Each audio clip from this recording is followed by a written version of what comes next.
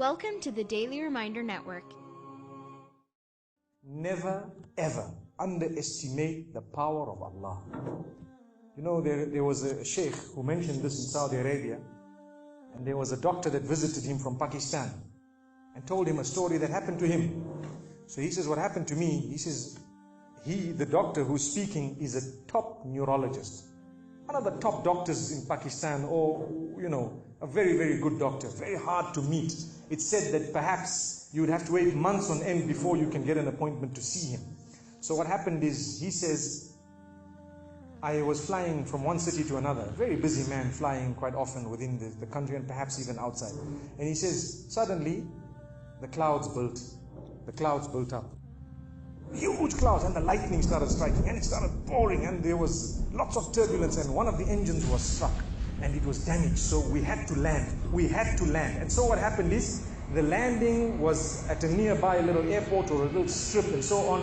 And when they landed there, it was a remote area. How are you going to repair this aircraft? The few people who were on it, it was a small plane, they were, quite surprised because they landed it in such a remote place. No one's there to repair it. They would have to wait, definitely. So the doctor asks the captain or the pilot that, you know what, how long are you going to be? He says, no, we're going to be quite long. Well, I need to get to that area. Look, he says, it's just a 3-hour drive by vehicle. So why don't you just go by road? And you can go there and get there. He says, okay, good idea, because this is going to take long. So he decides to go on one of the trishaws, in Pakistan, one of the areas, wherever it was, and he jumped in. And as they started progressing, the clouds built again.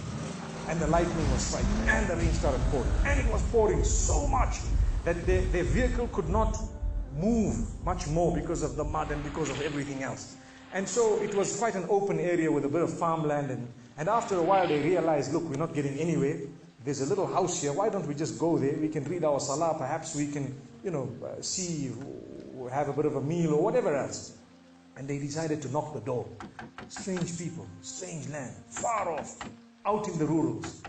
And so he knocks the door, and he's got his little bag and everything, and he walks in. An old lady happened to answer the door after a while, and they spoke to her saying, look, this is what has happened, and we're going from so-and-so to so-and-so, and we just want a place, we want to read salah and so on. And she said, no problem, you can come in. She had a little musalla, a little sajjada, and she had a little baby on the side, or not a baby, but a child.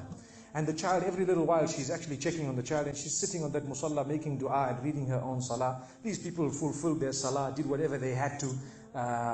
And when they were about to leave, they spoke to the old lady saying, thank you very much, jazakumullah khair, and so on. And, we're going, what's happening to this child, So the woman says, look, the child is an orphan.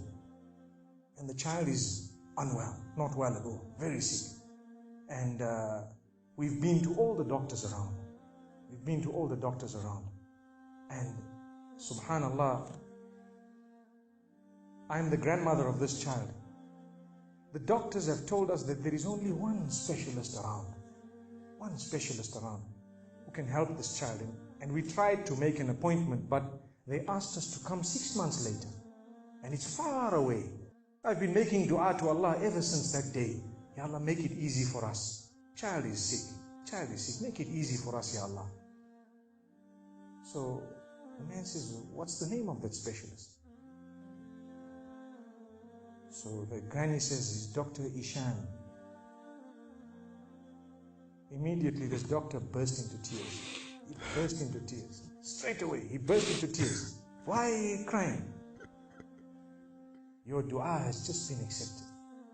For your dua, the thunder came, the lightning came, the engine struck, we came down, we came on the road, the rain came again and stopped us and so on. And do you know what? The rain only stopped after the question was asked. Now it happened. And now the woman starts crying. SubhanAllah. And the doctor himself is telling the story, saying, that was me. It happened to me, he says. And he says, I learned that Allah's armies are beyond limits. Allah uses whatever He wants to get what He wants done. It's over. Where in the wildest of the dreams of this person would they have felt or believed that the top man, whom it is semi-impossible to see without big appointments, would actually be driven all the way to the door, knock the door, come in here, read some salah, and they would have to serve the child here. amazing. Wallahi, it brings tears to the eyes. But the reason I share it with you, every one of us has needs for Allah subhanahu wa ta'ala. Just keep calling. Just have yaqeen. Have conviction. If it is meant, it will definitely come in your direction. You know, we use the term by hook or crook, but I don't want to use that today. I want to tell you, by the mercy and power of Allah subhanahu wa ta'ala, it will happen, it will come to pass. May Allah subhanahu wa ta'ala bless us. May He open our doors. May He grant us all shifa. And may He make us firm believers that for Him, nothing is impossible.